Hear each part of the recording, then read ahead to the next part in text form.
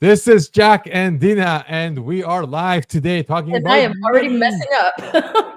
Money, money, money, money, money. Why JWs have this struggle, why XJWs after leaving have this struggle, and how to overcome this struggle. We are going to talk about this because it's very important to find out why. What's the root of this problem and how to overcome it. Stay with us.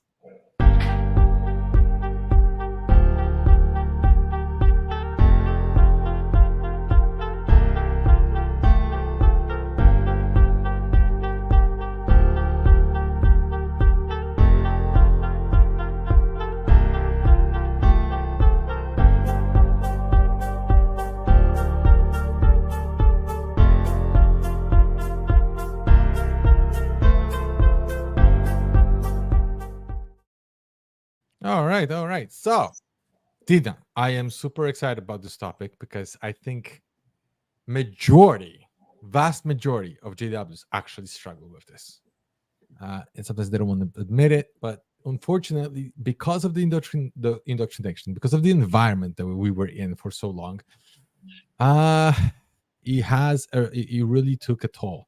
And I really feel bad, especially for those who sacrificed so much, pioneering, maybe went to Bethel, gave up their education, gave up their time, gave up their efforts, never learned any skills, never educated themselves. And then things changed. All of a sudden, there was this announcement.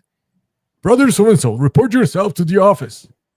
And after 30 years of serving in Bethel, they're like, oh, Jehovah has a new assignment for you. You're going to be going to this and this congregation, and you can remain a full-time pioneer. And you're like, what? What do you mean? I don't have any money. I don't have any savings. I don't have any skills. I don't have anything out there. My family hates me because I left everything for Jehovah. Don't worry. Jehovah will take care of you. There is the door. And it's heartbreaking. I've seen it many times, and I spoke with one guy in my hall who actually lived in Bethel, and he said they were walking on eggshells when they were cutting people right before they moved to Warwick, because they had to reduce staff, and everybody was like, "Oh, I'm gonna be next. I'm gonna be next," and they're just cutting people. And of course, they're not saying, "Oh, listen, we're just cutting because we ain't got no money. We just giving you a different privilege. Jehovah has a privilege for you, and don't worry, He will take care of you." My sister was in Bethel, and I asked her, like, how will Jehovah take care of you? And she's like, well, what do you mean? He will. Yeah, but how?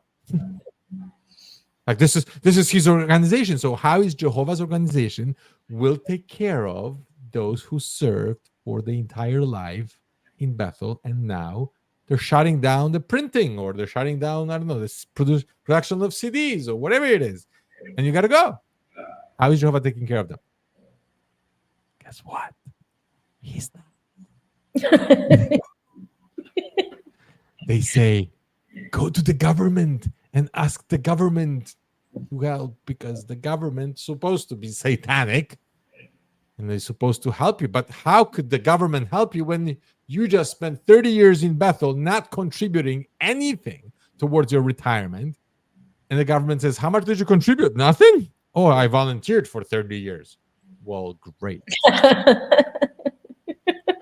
Keep on going. Why did you stop?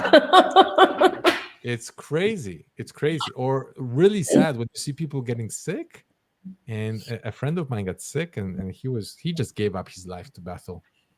And he got sick, and they basically said, well, we can't hold on to you. We can't take care of you. You need professional help. So sorry, you got to go home, and your 87-year-old mother can take care of you. That's so horrible. It is. I feel terrible laughing, but it's the poor guy died. The poor guy died within weeks. Oh, that's terrible. I think some people claim that that he tried to commit suicide. I'm not sure about that. I know he had a major depression. But you can just imagine what that does to people. It's crazy. I'm here. What? Did I Who? disappear? No, not yet. We didn't get I rid of it yet. disappeared. Yeah. We started this new group with Aubrey. Aubrey had this brilliant idea of connecting professionals, HCW professionals. So if you're running your own business, if you're an entrepreneur, if you are some sort of professional or running a YouTube channel, anything like this, you creator, join us. We have a Facebook group where we're sharing our successes, we're cheering each other on, and we're helping each other out to build success. We'll talk about money, we'll talk about success, we'll talk about business, we'll talk about strategy, we'll talk about mental blockages and all this stuff. We'll break free from all of this, and we'll support each other, and we'll cheer each other on the road to success. It's extremely important because we were told not to. Stay humble. Glory to Jehovah. And majority of us, like, even if you had some success, you had to downplay it. You were not allowed to share it because you would come out as who? Tell me. Evil people. Yeah. What else? The other thing that I was thinking too is Jehovah's Witnesses have a very unique way of accepting donations. Some religions put the tenth, the tithing, the 10%, but Jehovah's Witnesses go above and beyond. They're like, give us everything that your God trained, Bible trained conscience allows you, which means that they didn't just take 10%. There were people who gave significant more amounts of money that maybe they could have used for savings or retirements, or, I know my parents gave way more than 10%. They give like whole bonuses and stuff. Yeah. That's a lot of money. So why does the religion teach that? Because they want your money. You can't survive without it. I get it. They need it. After all, we have to, we were using it. We had to build the Kingdom Hall. We had to use heating, electricity, and water, whatever, right? So we do need money in order for the organization to survive and grow. If not, you will die. I'm not saying that if you're using it, you should contribute. No question about it. And to be honest, I actually like the fact that they didn't pass collection plate like in majority of the religions do. Mm.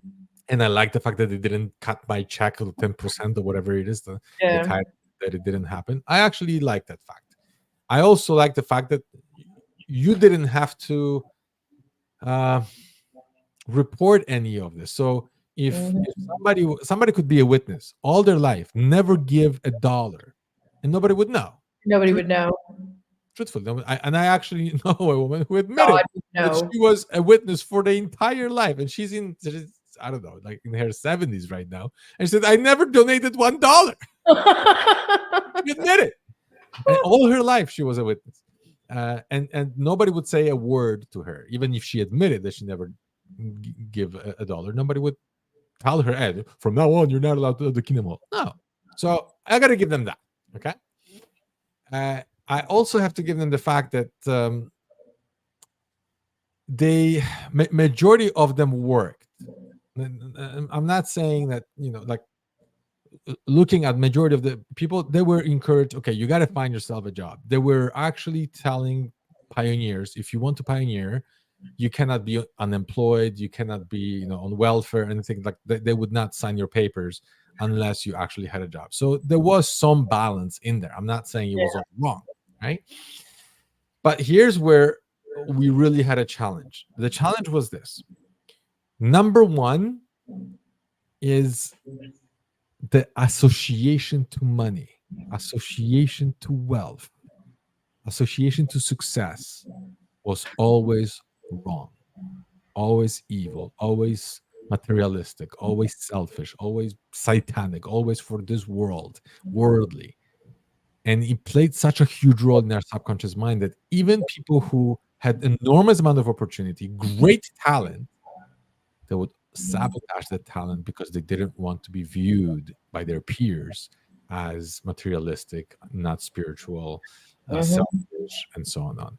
That was huge among GWs. Huge. Uh, It's harder for a camel to get through the eye of a needle than yep, a rich man to get into the kingdom of God. that's right. A lot of those beliefs really had an impact. Mhm. So we're not gonna dig a lot of dirt on JWs today because believe me, I could be talking for 2 hours straight about the money manipulation that it's happening behind the closed doors and only elders could see, and only those who had to deal with money they could see, because there is manipulations. But at the same time, the manipulation is not happening for the benefit of one person. So like nobody is a JW because of money. It's not like, okay, I want to become a Jehovah's Witness because I'm going to be successful and wealthy financially. No, no, no, no. All the money was going towards organization, and organization was controlling all the money. Yes, there are people who were maybe traveling all over the world, and all the expenses were paid while the other ones were driving them to the airport, right? And we're all supposed to be equal. Just some people are more equal than the other. But the thing is, even people at the very top, which was a great example, is Raymond France. Raymond France left the 9 year after 9 years of being there, left the governing body with $500 in his pocket. So he didn't have a huge house. I know they purchased a house right now for this tight pants guy. What's his name? Tony. But even the house that he got, it's like small house, semi-detached. It's like he's not super rich and wealthy. So that part, it was always okay. You got to be humble. You got to be meek. The financial success will always a struggle. And emotionally, people would always do what their peer group is doing because they want to become their peer group expectations, like one of the strongest pull. So Mhm. if your peer group is all judging you for being successful, guess what? You're really gonna have a hard time. You're really gonna have a hard time. So I'll talk about three things. Dina will talk about one of those three things. In my history of teaching and coaching, when it comes to financial freedom, I talk about three things. Number one is you got to have a motive. I talk about three M's. First M is motive. If you don't have a strong enough why, you're going to give up because it's hard.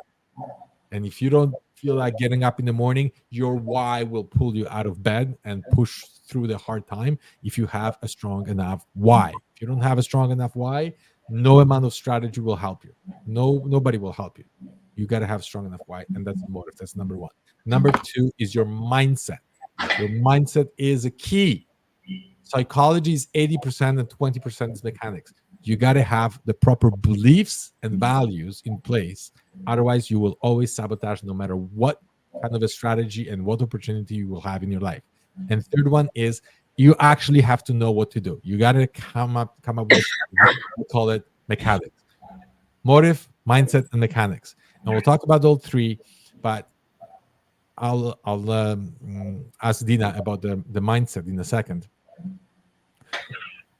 But I want to talk to you about why, because that was taken away from JWs. Because all your successful dreams and all your thoughts, what you're gonna build in life, was all pushed for the new system. No matter what you wanted, no matter what talent you had, it was all like, okay, you're gonna use it in the new system. You can Mhm. play piano, you can sing, you can build something, you can create something, you can be amazing at something. Use it in the new system. Don't use it now. And people are like, okay, with that motive, boom, you all shifted. Okay, work for the organization because that's equal with working for Jehovah. And they even made videos when one, I think it was one I think lady, she was working on a research for heart disease, and she came late for a dinner with a circle officer, and her dad gave her this huge speech. How could she possibly have her values all messed up because she was late for a dinner with a CEO? And what she's doing, which she's trying to save people's lives by trying to find a cure for heart disease, that is not as important as a sit down dinner with a circle officer. Imagine if somebody Even the JW would sacrifice, I don't know, 5, 10 years of their life and found a cure for cancer or something like this and gave it to the world for free. They would say, you just wasted your time. Jehovah's going to do it. What did you do? You're helping people temporarily. And we are trying to help people for the everlasting life. You just wasted your time. Even if you helped 1 billion people to save them from cancer, they're all going to die. But if you saved one person from Armageddon, they're going to live forever.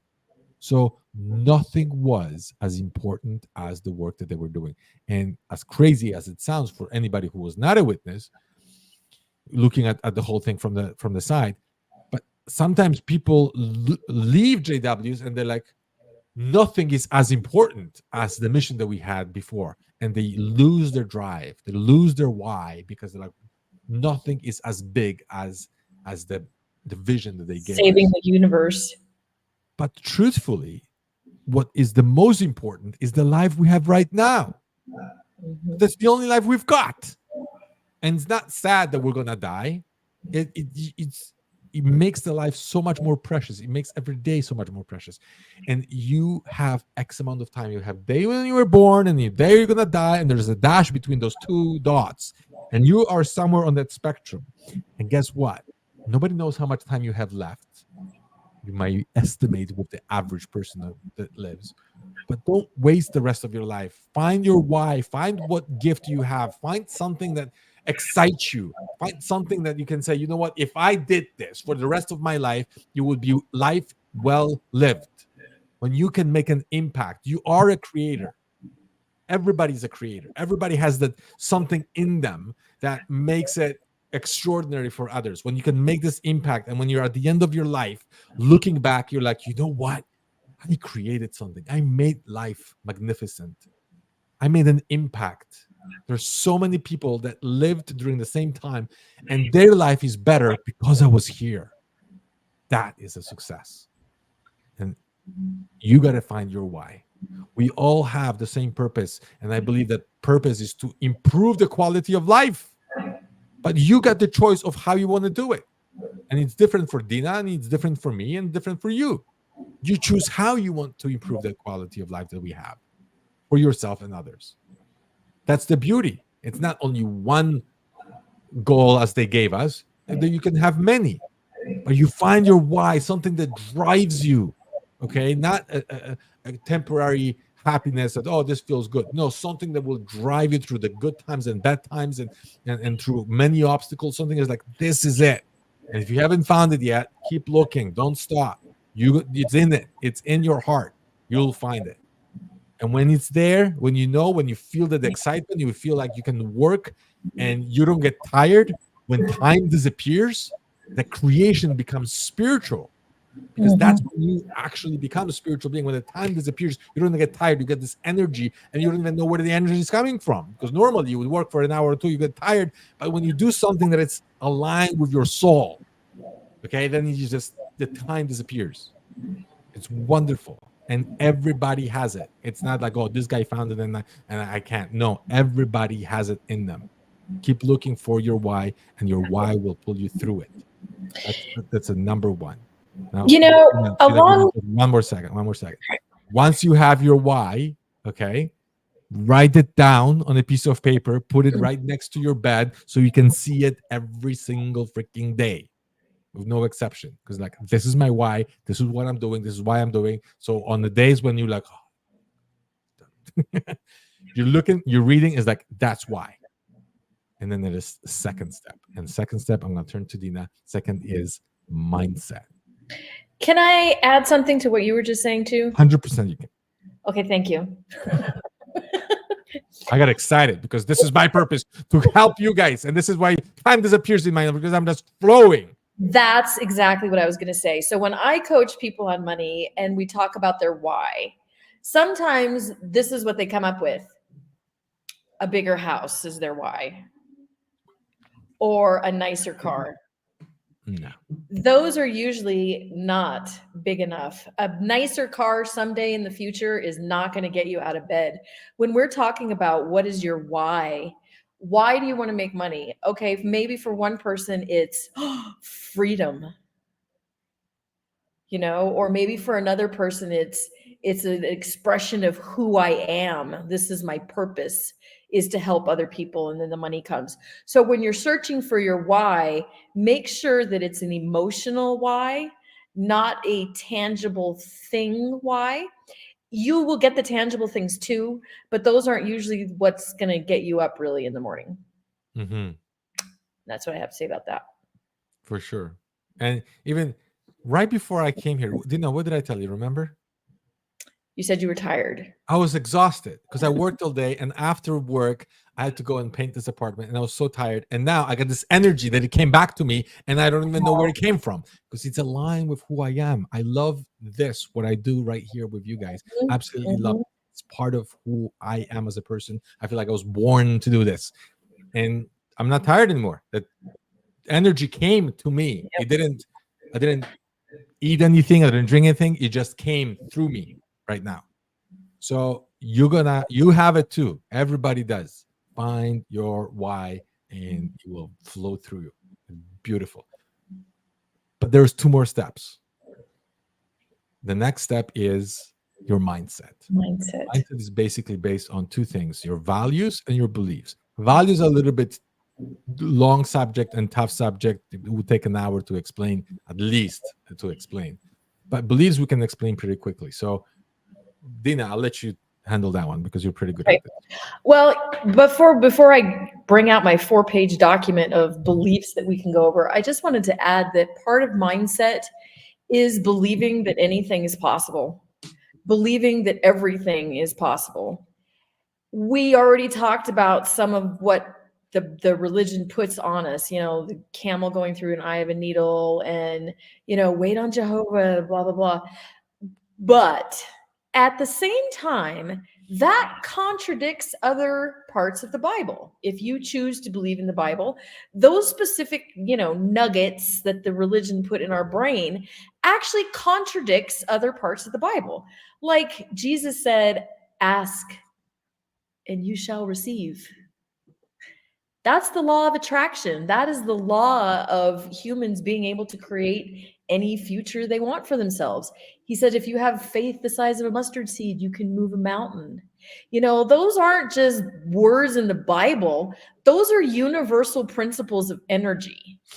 So when it comes to your mindset, not only do we want to go through and figure out what limiting beliefs we have that might be holding us back, but I think it's hugely, hugely important to believe that literally anything is possible. So while on one hand they might condemn riches, I want you to kind of, as you're going through your mindset, also to realize the hypocrisy of what we were brainwashed with. Because at the same time where they say, money's bad, Solomon was the richest man in the Bible. Jesus, when he died, they had to cast lots over who was going to get his outer garment because it was so valuable. So we might have taken away the negative parts of the religion, and that's because it's a cult, and that's because we were brainwashed. But the truth is, there's still universal laws of abundance in the Bible. And we really have to, when we're working on our mindset, we really have to know that anything is possible and believe that. Okay, so I've got this slideshow thingy here.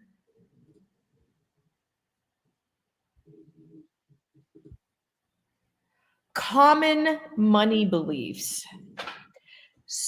Can anybody see that? Is that big enough Yeah, to we can see? see that. Yeah. Okay. Okay, so I can technically see that the page is on there, but I do not have glasses right now, so I am not sure I can actually read it. It's more okay. There, let me go. Oh boy, there's like lots and lots here. Okay. Yeah, it's 4 pages. So let me Money is the root of explain. all evil. I got my glasses. Okay, you could read it then. Having a lot of money will make me less spiritual. Having a lot of money is a big responsibility. This is a good one. I don't feel good enough to be wealthy. Yeah. Let me see. Yeah, somebody else is asking if it could be bigger too. I actually do not know if I can make it bigger. Is that bigger? I'm not sure. Or did I just do it full screen? What if I remove my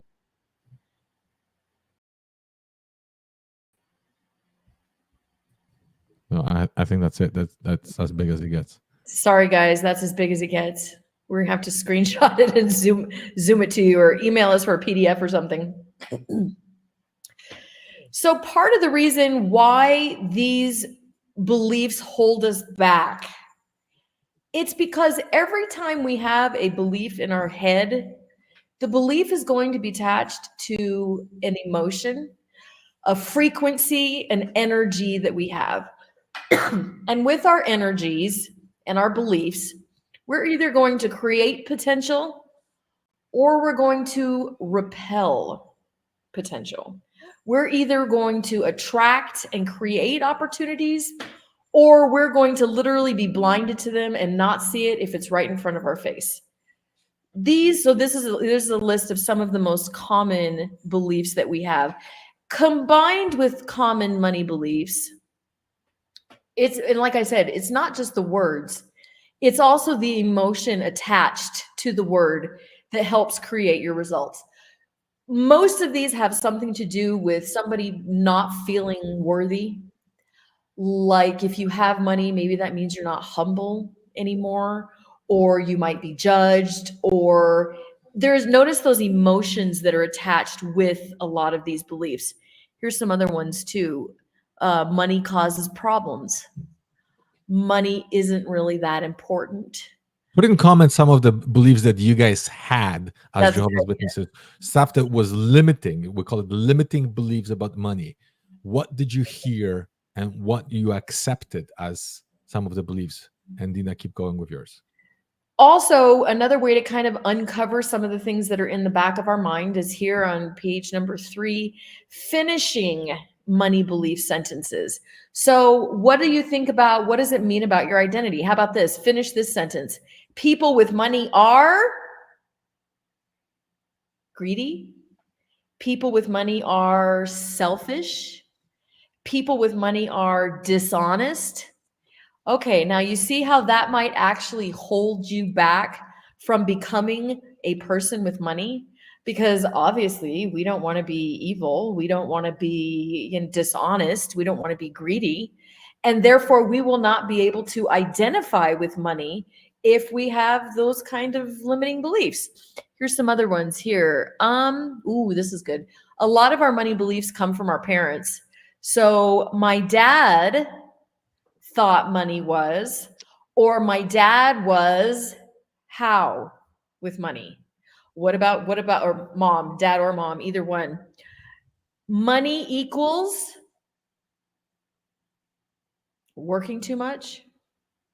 Yeah. No time for Jehovah. No time. Yeah. No time for family. Yeah. It's hard. It's, that kind of falls along the lines of it's hard to make money. There you go. John says money changes people in a negative way. Very good. Yeah. How about this? If I had money, I'd buy lots of cocaine and hookers. I mean, if you think that you're going to do something bad with the money, or if Money changes having people, a lot yeah. of money is Yeah. going to make you fall off the wagon or be irresponsible or quit your lifestyle and let people down and disappoint people, you are probably not going to have very much money. I'm afraid that if I had money, I would. What are you afraid of? What's the worst that can happen about having money? These things are real, people, too. This is not a joke. If you were to do an interview of somebody who is fantastically wealthy, a self-made millionaire, a highly successful business person, I can guarantee you, I would bet you a lot of money that they would go through these beliefs and go, who believes that? What? I don't know what you're talking about. I don't believe that. They would not have any of these thoughts running through their head, because creating money, actually not even just money, creating a lifestyle, being the creators that we are, is a recipe. Okay. It's a combination of our beliefs. Those beliefs are attached to feelings and emotions. So we've got beliefs, we've got the emotions, and all of those put together create our reality for us. These are the ingredients to a really gross, disgusting recipe that we don't want. So analyze your finances, and if it's not where you want to be, notice which one of these things on the list is part of your mindset. Sometimes too, going back to the energy too, there's a scarcity mentality, and then there's an abundance mentality too. So one of the questions here is, if I weren't so cheap, I'd. A person who tends to operate from a mindset of scarcity is probably also not going to attract very much money, believe it or not. The more we feel closed with letting money go, the more likely we are not to have open hands to accept it as it's coming into the universe. Stinginess is a closed energy. It's not that sponge that absorbs the energy. A person who's got the abundance mentality is constantly thinking to themselves, more is coming, more is coming. There's always enough. It always works out. And that is an open energy that makes creating money and wealth and opportunity so much easier, because even if you spend it, it doesn't matter. You're going to get more. And you always do. You always do. So let's see. So part of these beliefs come from, they could come from parents, but notice too that a lot of them have to do with our identity. When Jack was talking just a few minutes ago about our great why, and I said that surface whys are not usually as motivating. It's because the brain has levels of importance. When there's a conflict in between motivations, the ones that are attached to our identity, those motivations are going to be much more powerful than superficial behavioral type of criteria. In NLP, there's a hierarchy of criteria too. Let me see if I can find a different way to explain that. Okay, so a behavior or a thing on the outside is not as important as who you are on the inside, your identity level. That's why a why that has to do with something like freedom or peace or helping others is so much more profound than something like, I want a big house. Notice here that a lot of these limiting beliefs have to do with your identity. So let me find one as an example really quick. These first two on the money belief sentence finishing, these are in the identity level. People with money are. Money makes people. Notice how that identifies you as a human, and we are very, very, very protective of our identity. Here's some of these other ones here.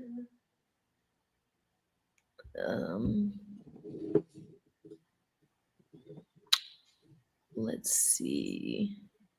Takes money to make money. I'm not good with money. I'm too old. I don't like selling. Let's see another one here. Being financially abundant isn't for people like me. Then Jack mentioned briefly too, whatever judgment we might feel. Mm-hmm. And that can be a huge limiting category for us. If we're, well, obviously in the religion, I know people who had money and they didn't show it. They didn't hide it. Okay, so do we have anybody else who would like to share maybe some other limiting beliefs that we didn't cover? Well, if not, I want to discuss some of the beliefs that you mentioned. Okay. Because we all know them, but the key is to change them. Change them to what? Because just because we have them and we recognize, oh yeah, they're there, they're not good, they're limiting me. Okay. But I never replaced them. What do you replace them with? And it's very important to do it on a piece of paper. So if you have a piece of paper, grab a piece of paper and write it down. Whatever limiting belief that you had before, write it down on the left side of the paper, and then we're gonna write the replacement on the right side. So I give you an example. Um, well, let's work with the ones that you mentioned. Money doesn't change people. Or somebody already said it. Angela said money doesn't. So the old belief was money changes people. The truth is, money does not change people. Money magnifies who you really are. Mm-hmm. If you are an asshole without money, when you're going to have a lot of money, you're going to touch a lot more people. It will magnify your personality. If Mm-hmm. you are a very caring, giving, and contributing person, and you have very little money, you're going to give little. But when you have abundance, your heart will be like, I can give more, I can help more, I can contribute more. So the money will magnify who you are on the inside. It will not change you, it will magnify you. That's a very important distinction. Next one.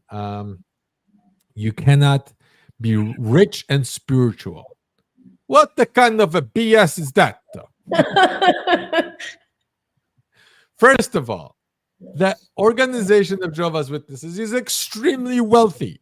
Okay, they have billions of dollars and they're constantly working on how to have more, how to expand their billions. And you will notice they don't rent their places, they own them. They buy pieces of crap of places and they use volunteers and donations to build it. And then when it's all nice and everything, they sell it.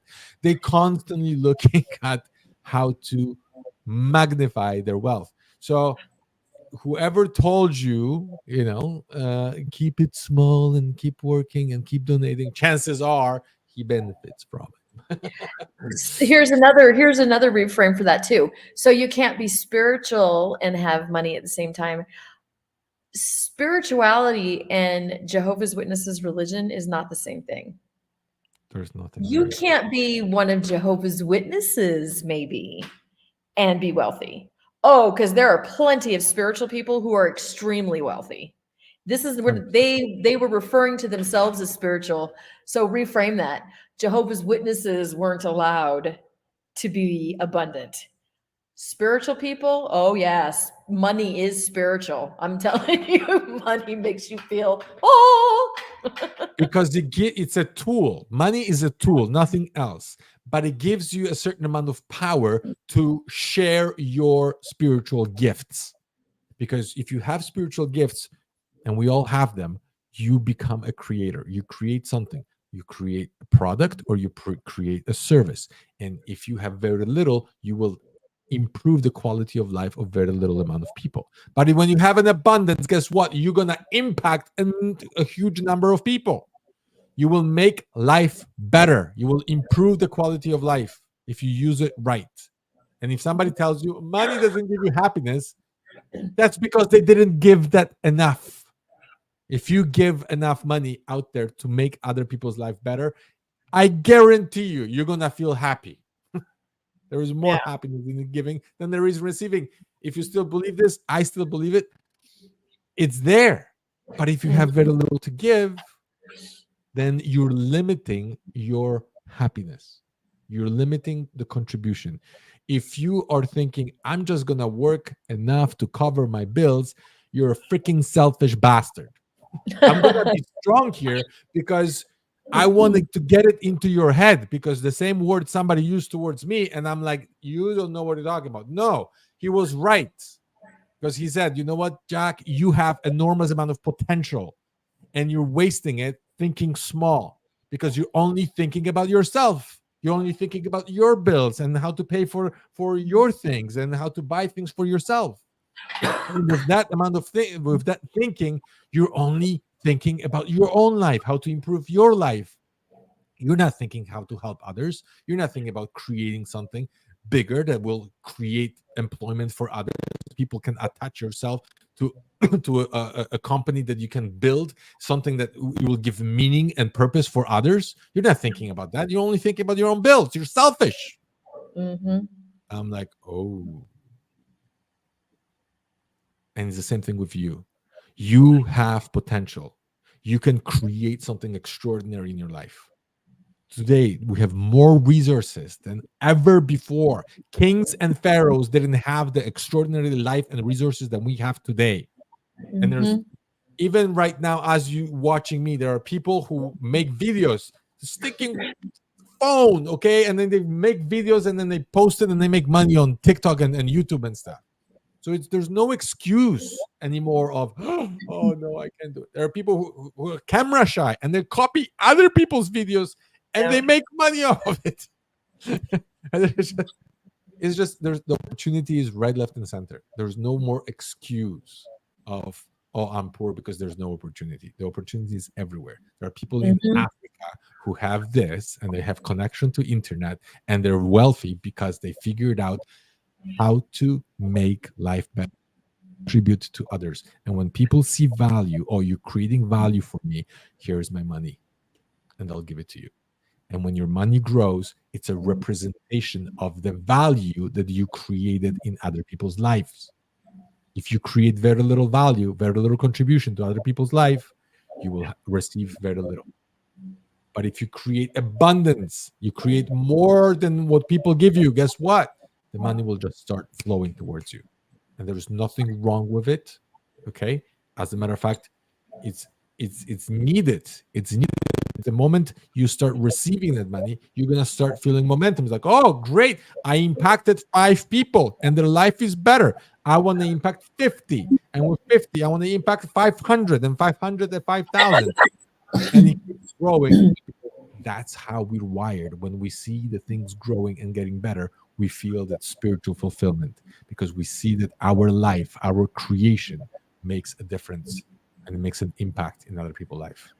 That's super important because have you ever been in a situation where maybe a loved one put up a GoFundMe page and it's for, saving somebody's life because they have cancer or somebody just lost a child or something like that, and they don't have the money for a funeral.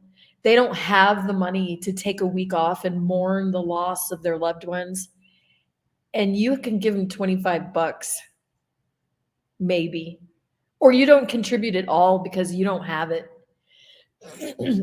Abundance allows you to bless other people.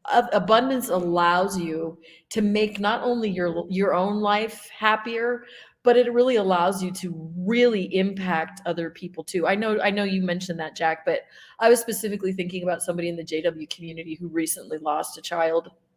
And I heard a lot of comments. There was a lot of people saying, hey, I wish I could give more. And being able to create your own abundance allows you to be able to give more. That's the abundant mentality that I was talking about before, too. Knowing that no matter how much you give, you've got this waterfall coming in.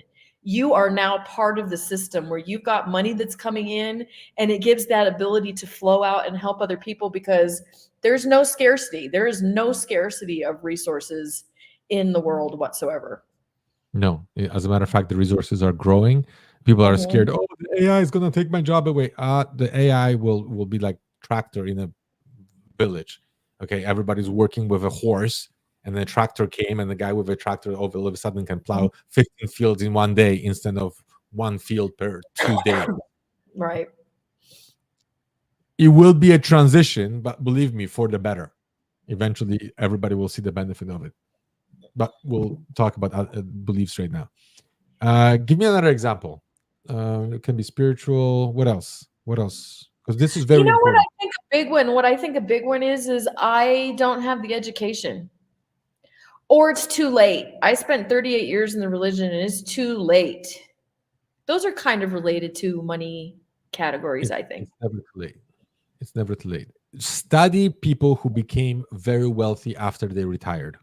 Hmm. Colonel Sanders, okay, made Kentucky Fried Chicken because he was so motivated by what? Because he got a check from the government for $99. He's like, I can't live like this. I have nothing. I'm an old guy. I have a chicken recipe. And he went from one restaurant to another restaurant, and all what he had is this chicken recipe. And he went to them and he asked, can you please, I'm going to give you this chicken recipe, but I don't even want any money from you. All what I want is a percentage of the increased sales you will have as a result of my recipe. So it doesn't cost you anything, but I just want a percentage of profit from the recipe that I give you. You people said, sure, no problem, come in. 1,006 restaurants told him no. Extraordinary story. 1,006. How many of you would keep going after 5 no's, or 10, or 15, or 30? 1,006, and the guy says, okay, I'll try it out. See what happens. The guy was living in his car, driving from a city to a city, because Mhm. that's what it took at the age of 65. So it's not too late. I've seen people in their 70s and starting over. You have time. You know what you do? Google it. Google people over 50 with no education who became millionaires. That's what you Google. And you will come up. There's tons of people. There's tons of great examples. Of course. Listen, All it I'm takes being a is the power, the belief of being able to create anything that you want. Nothing stops you. It's an energy. It's it's not a it's an energy. It's a vibration. It's a feeling. That's what makes things happen. of course. Of course. Give me another belief. Um, you know what? Beliefs that have strong emotions attached to them are extremely important to reframe. I don't deserve it. I don't Mm. deserve to be a millionaire. If not you, then who? Who That deserves was it exactly? that was my question. If not you, then who? If not Mm. now, then when? Reframing. You know what I always do? What I always say? So you don't deserve it, huh? Says who? Yeah. Your mom? Your dad? Because they're the financial experts of the universe? You know, who else said that? The religion? Oh, you mean the cult that's a false religion that ruins people's lives? That's the one that told you, gave you that belief that you don't deserve it? Who else? Who else might tell you that? Your husband, your wife says you don't deserve it. Okay, all right. Because they're financial experts, they're psychology experts on your soul, and they know exactly what you're worthy of deep down inside. They're the experts on that. Who told you that? And why the hell did you believe them? Yeah. Who See, the hell the gave thing is, somebody the right to decide what you deserve and what you don't? maybe you're torturing yourself. Maybe you tried something and it didn't work, and you tried something again and it didn't work, and the third time you tried something and it didn't work, and then you gave up. It's like, oh, I no good at this, right? Truthfully, the people who are very successful, they failed a million times. They had so many ideas. They tried. Personally, I drove many businesses to the ground, and I was very optimistic. And I'm like, I can do this, and then it failed. I can do this, it failed. To get where I am today, it took years of failures. Even my own wife was teaching the kids, putting them to bed, and she said this. Hey, do you know where dad is so smart? And I'm like, oh no, no, because she won't tell me that straight to my face. I know that. So I'm listening. He's like, because he's making a lot of mistakes. Great. I don't know if that's a compliment or not. He says, but he's not afraid of making them. And I'm like, oh yeah, that is true with me. I make more mistakes than an average person. Okay. More because I'm not afraid of making them. So when everybody says, oh, I'm not going to invest here, or I'm not going to start this, or I'm not going to go for this job, or I'm not going to build this, or I'm not going to buy this house, I'm like, I'm going to do it. And if I fail, I'll learn from it. I'll do it again. And Make as many that's, mistakes as fast as possible. yeah, fail forward. As I say, make a lot of mistakes. I teach my kids Failures all the time right feedback. now, go and fail. And if they don't fail, I get angry. I'm like, listen, you got to try it. I'm like, no, no. I'm like, go and fail at this. They're like, I'm what? gonna make you fail. And guess what? They don't. They don't, because Yeah. the hardest part is overcoming that fear. but they try Mm-hmm. and then they fail. It's like this wealth is like learning a skill, like learning how to play piano. You can't sit at the piano and start playing like Beethoven. Okay, you can. You got to start with bing, bong, boom, and you're gonna make a million mistakes, and you're gonna Mm-hmm. play horribly, and nobody can listen to you at the beginning, and it's frustrating.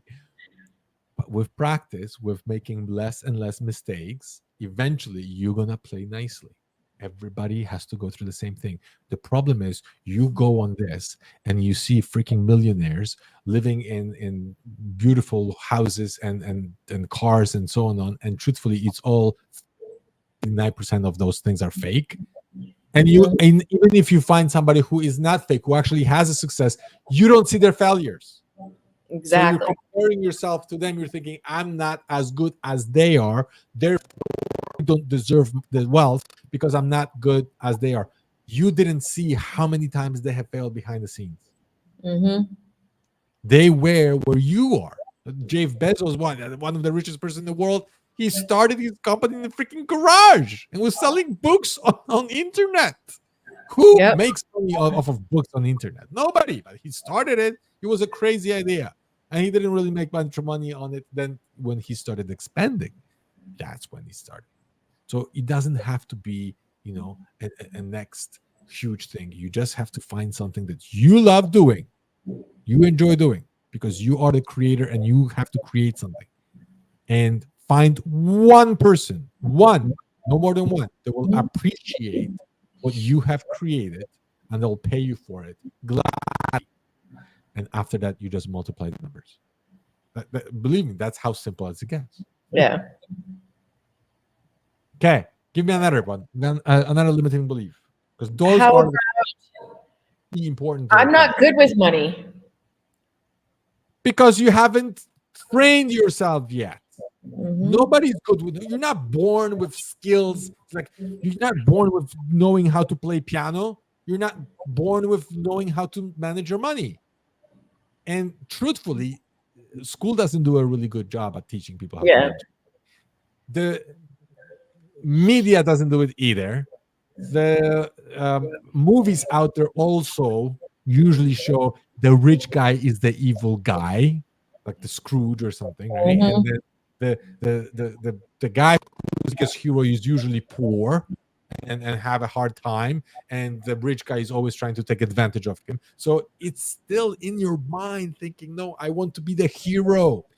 I want to be the little guy, and the rich guy is an asshole, and we don't want to be like him.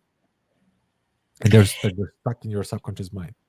I think some part of where that might come from too is I think jealousies can kind of create some limiting beliefs sometimes. When somebody has their whole baggage, they have all this head baggage about wealth. They can look at somebody else and go, he's like that because blah, blah, blah, blah." And it has nothing to do with money or truth. It has to do with that person being jealous. It has to do with that person. Does that make sense? It is not true. It's what we hear because other people get jealous of another person not having or another person having money. And then it's reflected in their speech. Oh, well, you know what? Money people with money are just bad. But notice how negative that energy is. I mean, what a nasty way to go around feeling all the time. How are you going to ever get money if you feel so yucky about it on the inside, you know? No, you can't. You will repel it. And it's there is something called healthy jealousy.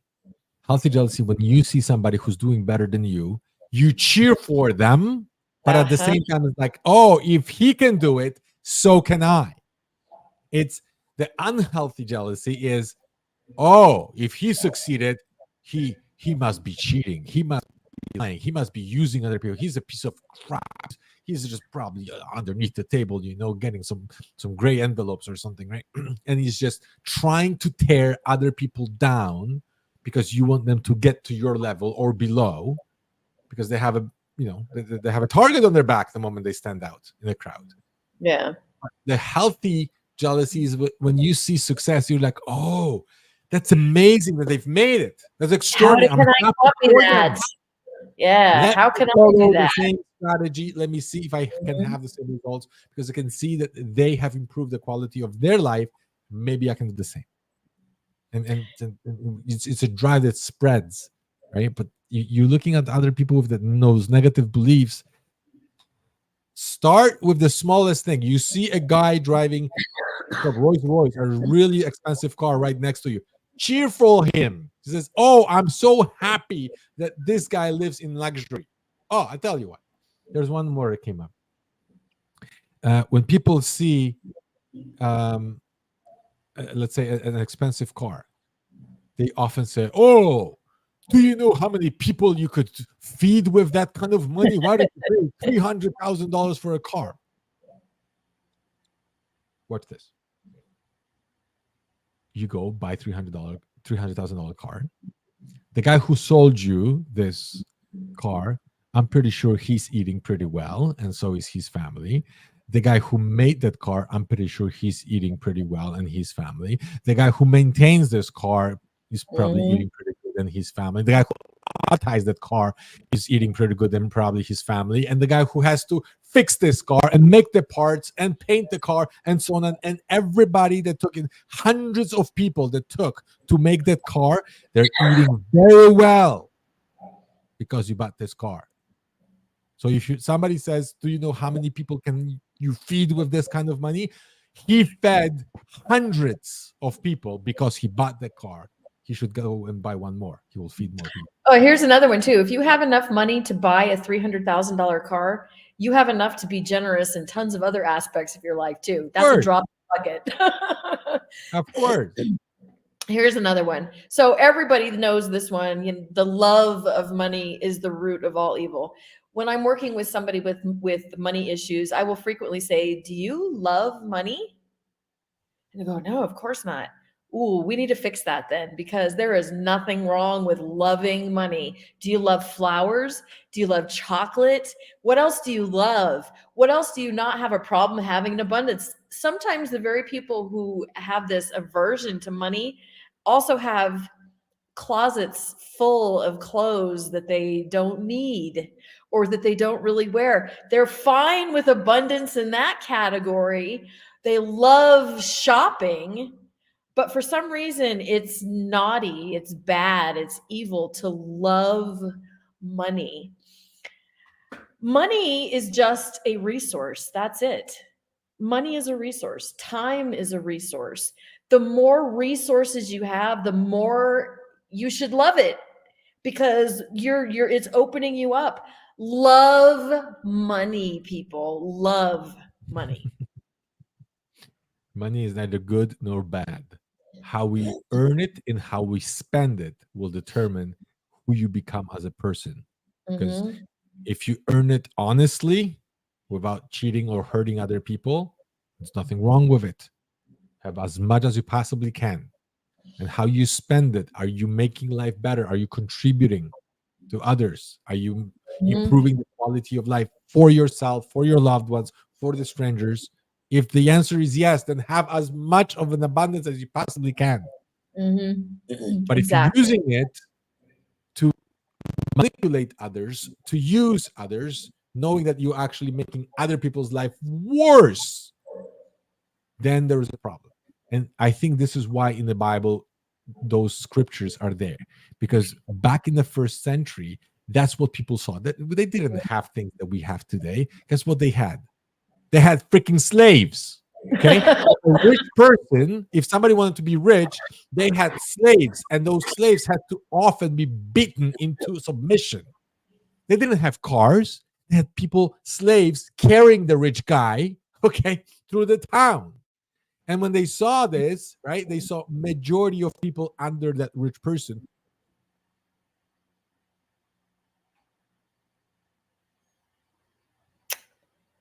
Hello.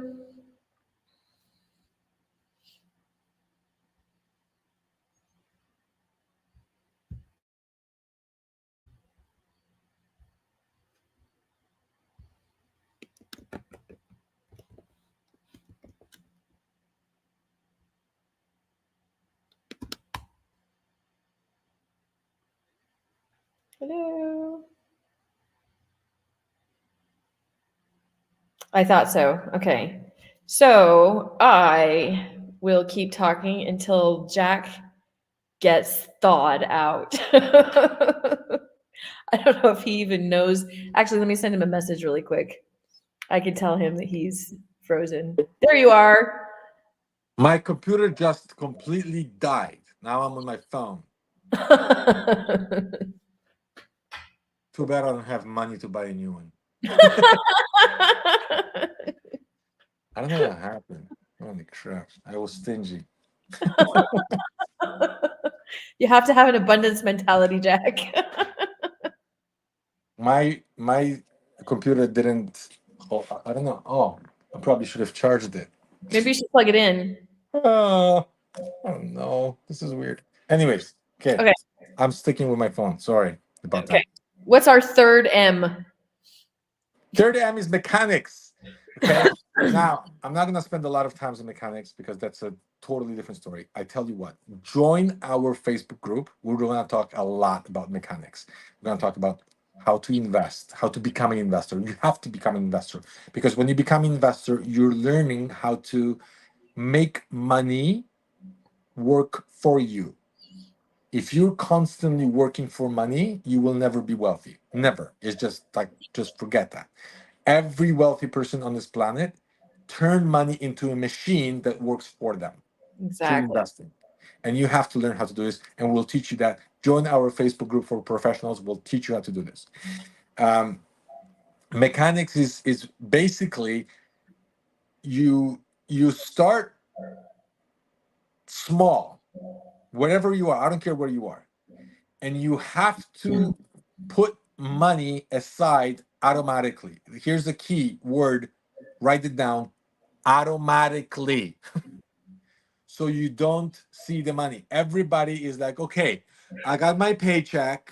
I'm going to pay all the bills. I'm going to pay for all the food. I'm going to pay for my rent. I'm going to pay for everything. Whatever is left at the end of the month, I might save and invest. This is a recipe for disaster, and nobody has ever become wealthy like this. Yep. Ever. Yep. The number one strategy for all wealthy people is this: pay yourself first. Yep. Pay yourself first. So you get your paycheck and you take percentage of that paycheck. I recommend start with minimum, depending on when you are, and 10% is the minimum. Okay. I recommend 20 or more if you can. And you take that money automatically out of your account. You put it in another account that is for investments. And you can ask, if you don't know how to invest yourself, you can ask a professional to do it for you. But start doing this automatically every month or every week. Take it Learn off the about, top. It's got to come off the top. that's right. You got to be the first one to pay yourself. If you're constantly paying everybody else, you will see that you will end up with having too much month at the end of the money. Mm-hmm. And it doesn't matter how much you earn. This is the sad part. Even if you double your income right now, you will see that if you don't do this, within a few months, it's gonna be the same thing. Your expenditures will grow, and at the end of the month, you have nothing left. And you might say, Jack, I don't get it. I don't know how to do it. I tried, it doesn't work. Okay, imagine this. Imagine tomorrow, the president of your country says, we're going to tax you. Another tax, 10%. And you're going to be mad. You're going to be angry. You're going to be like, how am I going to do this right now? Like, 90% of the paycheck I use and 10% is going to go to this thief. You can whine whatever you want, but sooner or later, you're You're going gonna to learn how to live on 90% of your paycheck. Yeah. That's what you have to do. Learn how to live on minimum 90%. I recommend that you go 80. But take that money automatically, put it into an account. If you're living in a country where they allow you to do it tax free, it is better. This way you pay yourself first before the Mm-hmm. government touches it. Mm-hmm. Okay. And then you invest it and you invest it so for compounding interest.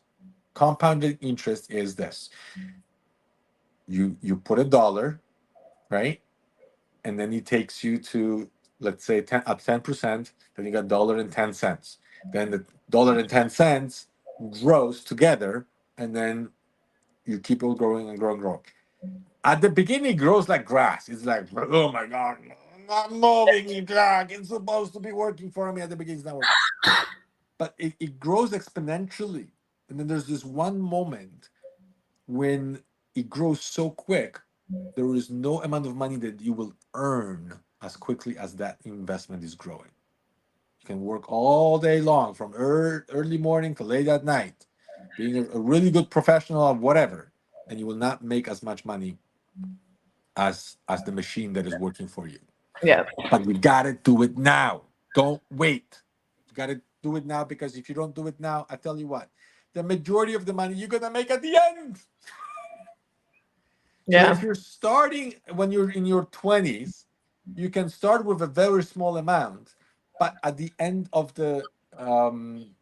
your retirement, when you're 65, you're gonna have millions of dollars. Somebody actually made the calculation that if you didn't buy if you instead of buying a new cell phone every time the new cell phone from Apple came out, if you just took that money and invested in Apple stock, in Apple stock, today you would have over $200 million.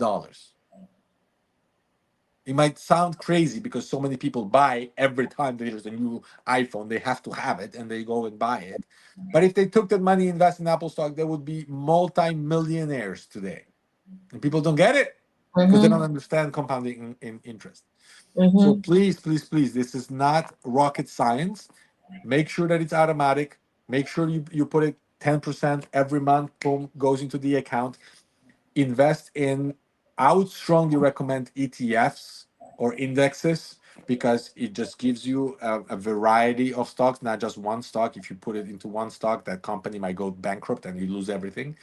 But if you put in ETFs, or indexes, it's a group of companies, usually diversified into many sectors.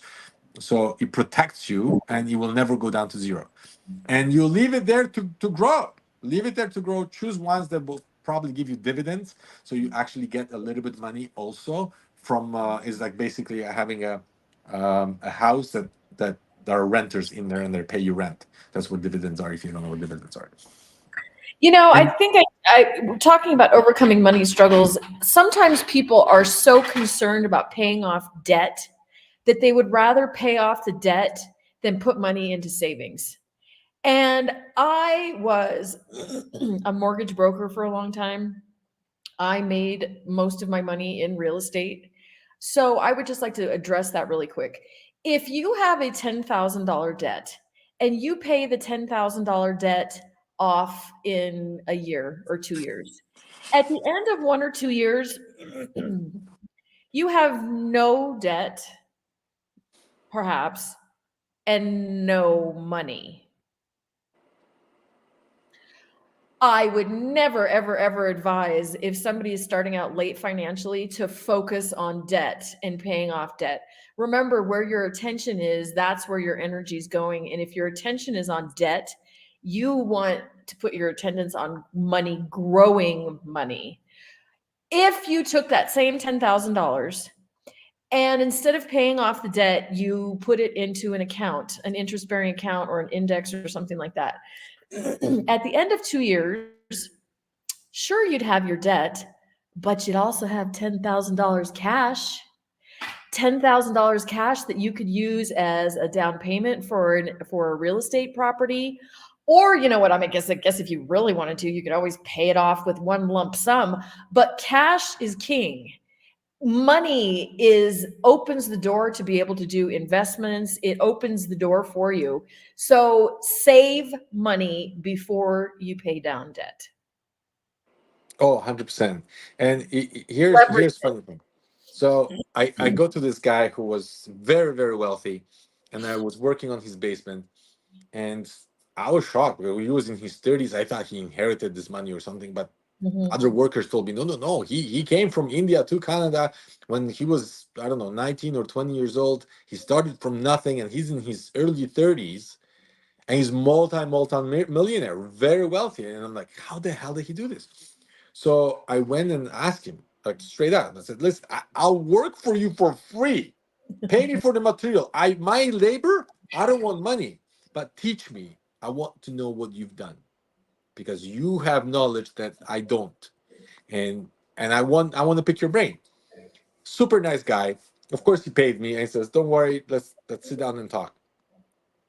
And he taught me some strategies. But here's one beautiful strategy he taught me. He says, number one thing you have to do is buy a house. The quickest way is the biggest leverage that you're gonna get is by buying a real estate. And and I said, listen, I don't think you understand. I don't have any money. I have credit card debt. Nobody will give me mortgage. It's just not in cards for me. There's no way. And he says this: you got to start thinking like a banker. You can't think like a employee. You got to start thinking like a banker. Like, what does it mean? He says this: imagine you have $10,000 debt, and you have $10,000 in savings. How much money do you have?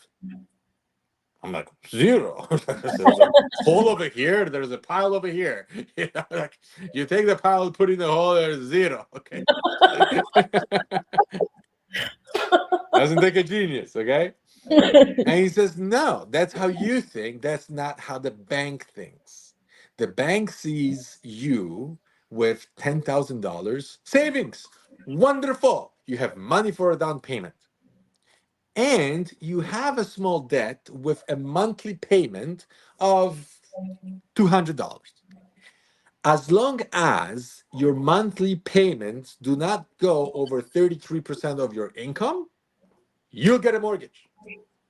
I'm like, Exactly. what?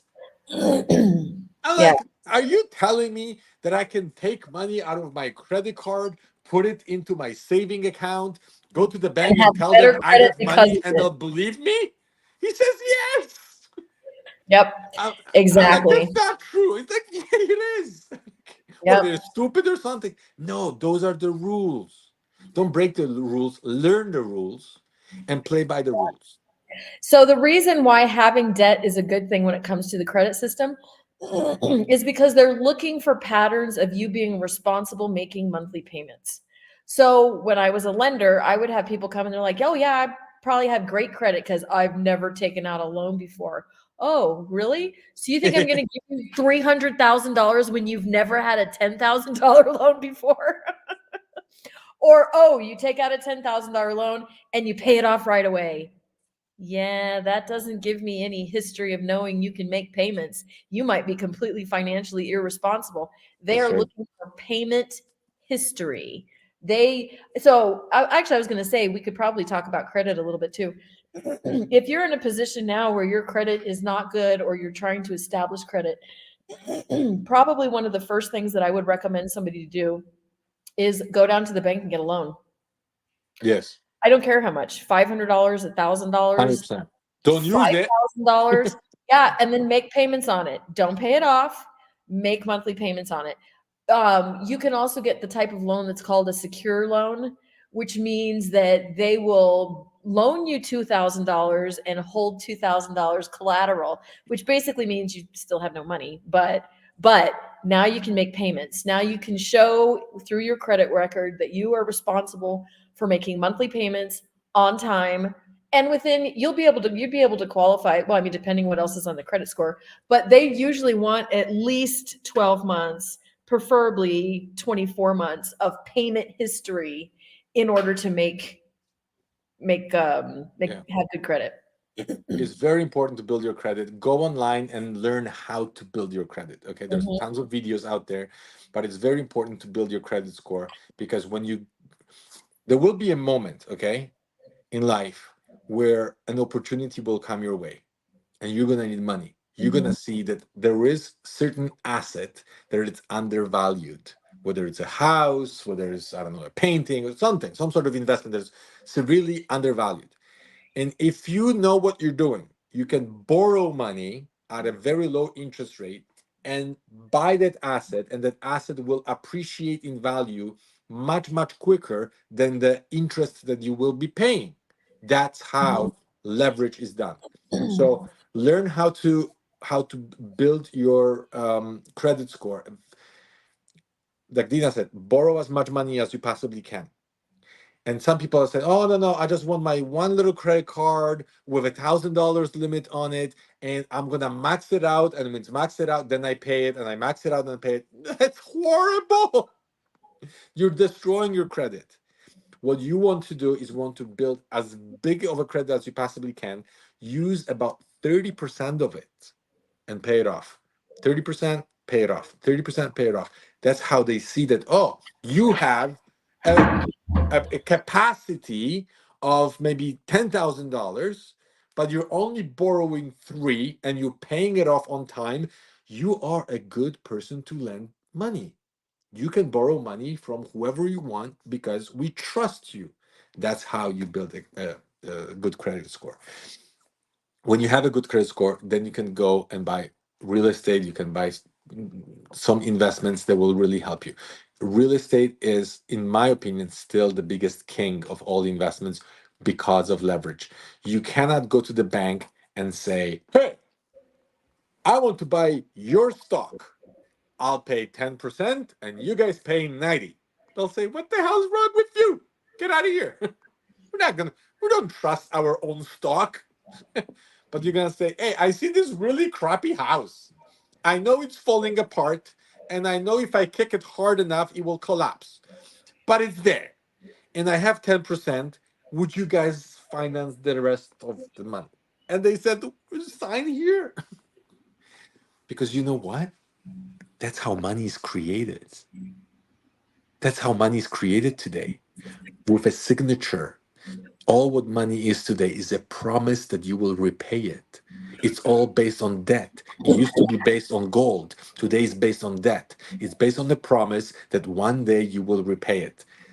Bank don't have money unless you go there and you sign a piece of paper that you borrow money and you will repay it. And the moment you sign a piece of paper, the government and the Bank of America or Canada or whatever it is, wherever you are, will actually print that money for you. So there is unlimited amount of money in every country out there because of the system that Mhm. they put in. Exactly. It used to be blocked by the amount of gold that we have. Not anymore. It's all based on a promise, based on a belief. If you believe, Promissory note. if we believe that you're gonna pay, then we're gonna give you unlimited amount of money. How do you think people come to a bank and ask for hundreds of millions of dollars, and bank is like, "No problem, here it is"?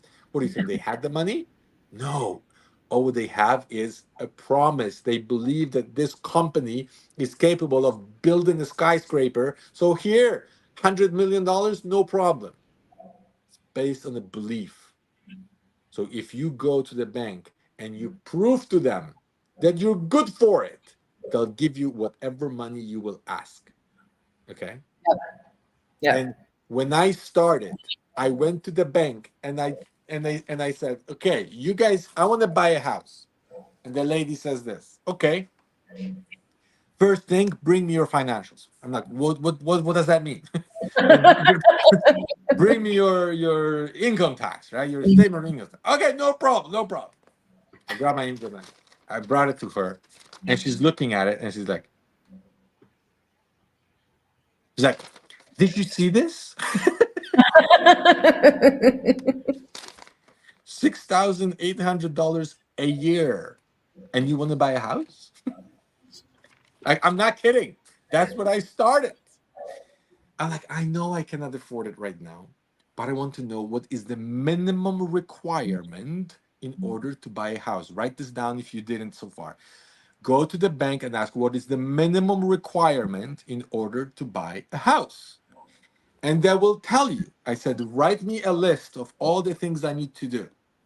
Number one, you need to have a down payment. What is the minimum down payment that is required?" That doesn't mean that you will use the minimum, but what is the minimum? Number two, what is the minimum amount of money you need to make? And believe me, those two are usually enough. If you just prove that you have a down payment and you Yep. prove that you have enough income to pay for the mortgage monthly, that's all what the bank wants to know. Okay. So if you have those two, the bank will go and give you the loan. Hmm. But you might think, "Oh, I don't have enough. I don't have enough." Right? So you find out what is the minimum, and then like that's what I did. Like, okay, here's the list. I have to have savings. How much savings? What is the minimum amount of savings? And then I borrowed from like everybody who knew my name. I'm like, okay, you give me $500, you give me $200, you give me. And I just brought a whole bunch of cash. I brought it to the bank. Said, here, I got savings. I just put it on the guy's desk, and the guy's like, where did you get all this money? And I said, oh, this is from my mom, this is from my dad, this is from my sister, this is from my brother-in-law. And he's like, you can't use debt for your down payment. I'm like, what are you talking about? It's my family gift. He says, no. It has to be your savings. You have to have it in the bank, usually for about 60 days. Yeah. So I'm like, okay, how do you define savings? He says, well, they have to be in your account for a minimum 60 days. Or I think back then it was 90. Mhm. I'm like, okay, put it in my saving account. I'm like, where did the money come? I have to put it where it came from. I'm like, oh my God. How much money do I deposit without you asking me this stupid question? So it's $2,000. Here's $2,000. I'll see you tomorrow. That's why paying yourself first is also a really good idea, because then you avoid this massive mistake that Jack accidentally made, Yeah. which is having mattress money. So I had one of my buyers one time. They were Russian and didn't have a huge trust in the financial system. He was a dentist and she was a doctor. So we had a heck of a time getting them through the loan because they didn't believe in debt. They didn't believe in savings or anything like that. And they wanted to show up at the closing for their house with 20% cash that they had inside their house. Wow. That didn't work well. No, the bank made them season it. The bank made them wait 60 days before they could close. Fortunately, the seller was willing to work with that, but you cannot, cash is, no. The credit system hates cash. Yeah. There was so much fraud going on, and they want to know where the money is from, and then they want the paper trail. So they assume in the United States that anybody who has cash is a drug dealer, and Yeah. that's not legal. Yeah. Or Anything you above borrowed it. anything above $2,000 is like it's a drug money. It's crazy. Yeah. So this is beyond like your beliefs about money. This is how to work the system conversation. Those are the mechanics. Those are the mechanics. So I've made a lot of mistakes, but guess what? You make a mistake, you find out, what the system needs. You make a list and you cross off the list. Okay, I got to make money. How much money do I need to make per month? Oh, you got to make, I forgot what it was, but back then, let's say $30 an hour. I'm like, okay, great. For how long? Well, minimum, I think it was like 3 or 4 months, and you cannot be on probation. And it's like you just make a list of all the things that you need in order to buy that house. Now, I thought I can buy a small condominium because I thought it would be cheaper. The guy's telling me, the guy I talked to, he says, no, absolutely not. That is the worst financial real estate thing you can buy. I'm like, what are you talking about? I cannot afford to buy a house, not even the smallest house. Of course, you cannot buy a small house. You can't afford it. I'm like, I know. So what do I buy? He says, you have to buy a big house. I'm like, I would have walked away, but he was way too wealthy for me to walk away. So I'm like, what do you mean? He says, if you buy a condo, you have to pay for everything, your mortgage, your insurance, your maintenance fee, your hydro, everything is on your shoulders, and you clearly cannot afford it right now. Yeah, condo fees. No. Yeah. If you buy a house and you live in the house yourself, it's the same thing. You don't have the maintenance, but you still have to maintain the house. So of course they're gonna be too much. You buy a big house and you rent part of it. So the part that you're living in, and then you need to have minimum 2 more. So you buy like a triplex. So you live in one unit, you rent the other 2.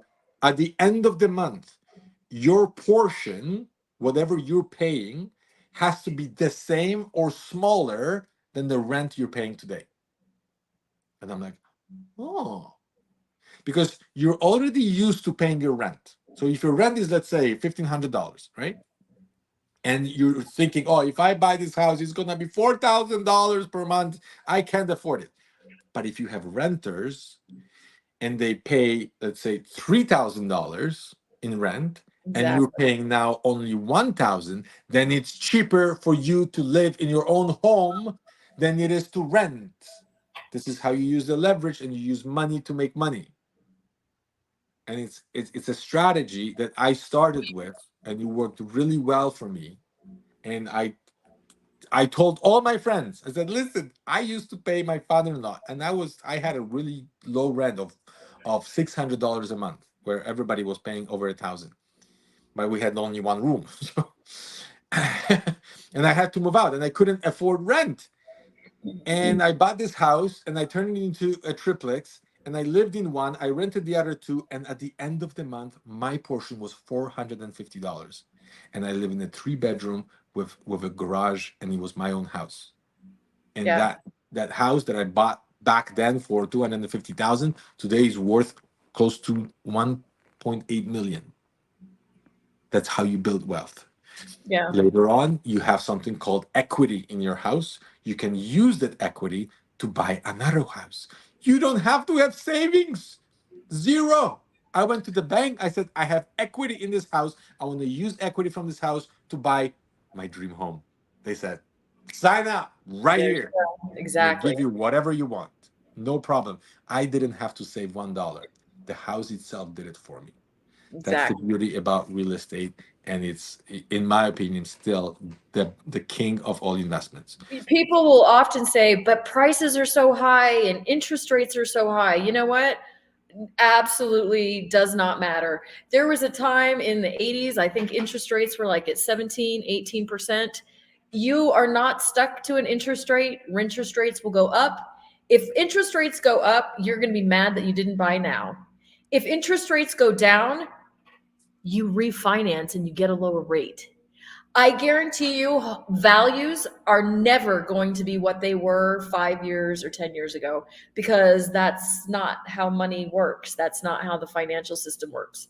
Buy the house at the price today and figure out what rates are going to do later. When people are looking at the housing market too, a lot of times they will look at, Jack mentioned one reason why you should absolutely not buy a condo. But here's another reason. People will often look at a condo and say, oh, but condos are half the price of houses. Condos are a third of the price of houses. No, they are not. Not in the mortgage world. Nope. Because you might have, the condo might be $250,000 and the house might be $500,000. But the condo has a condominium fee, which is usually anywhere from $400 to $600. And the bank has to use the condo fee as they're calculating what your payment can be. So if you can afford a $250,000 condo with a $500 condo fee, you would actually probably qualify for the $500,000 house. And you could use it to either rent out or something like that. Absolutely, condos, absolutely not the right financial decision whatsoever. It's comfortable, Price. but financially, it's I don't recommend it Yeah, to me either. start. And you'll be surprised how many people are thinking, oh, we have to start somewhere, so they go for a 1-bedroom condo. No. Financially, it's a disaster. It's a A lot disaster of times because too, what I did too is I bought a house, a small house as my primary residence. It was like 700 square feet. It was super teeny. Then you upgrade the house because you can upgrade your house. You turn the one house into a rental and you buy a bigger house. Condos are really difficult to rent. Some condo rules are such that they don't even allow rentals. So aside from the other reasons, you have a hard time figuring out what you can do with a condo if you move out. So stick to single family homes, preferably duplexes and triplexes. yeah, absolutely. And you know what? Today there's a lot more things that you can do. You can rent for a short period of time. There's Airbnbs that you can do. You can rent rooms. I went to, what was it? New Jersey one day. I went to New Jersey. I found Airbnb, and it was basically like a triplex, but on every floor there was kitchen and then 3 rooms, Mm-hmm. and everybody was renting the room. Yeah. And that's how it was. And then after I finished, the owner came, and it was an older Chinese lady. And I talked to her. She barely spoke English.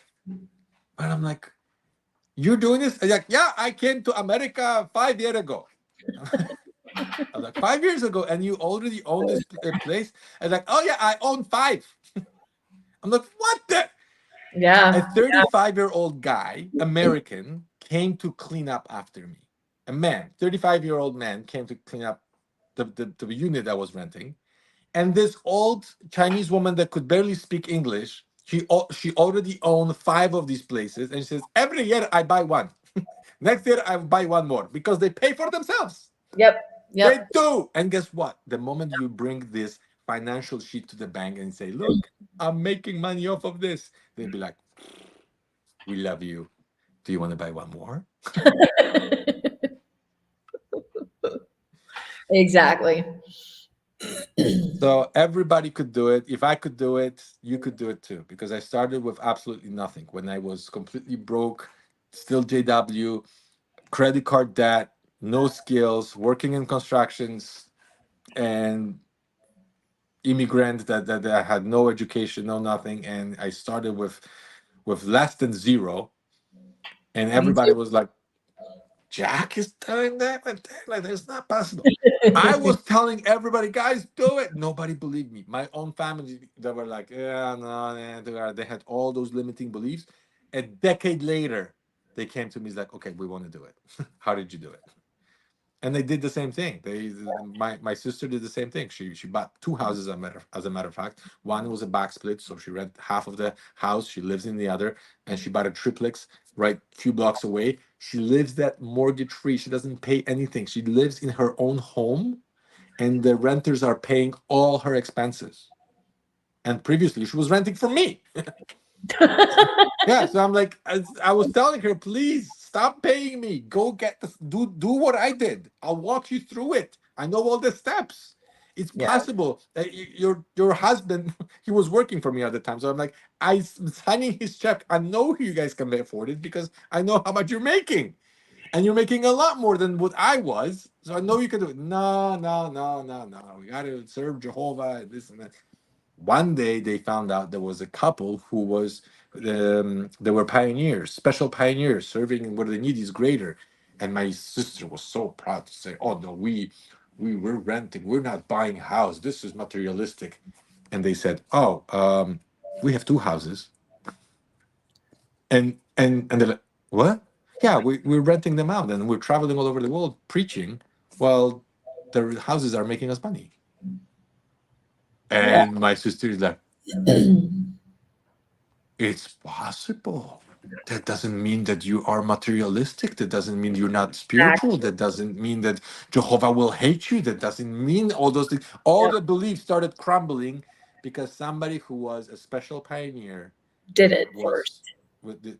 investing in real estate and made the money work for them.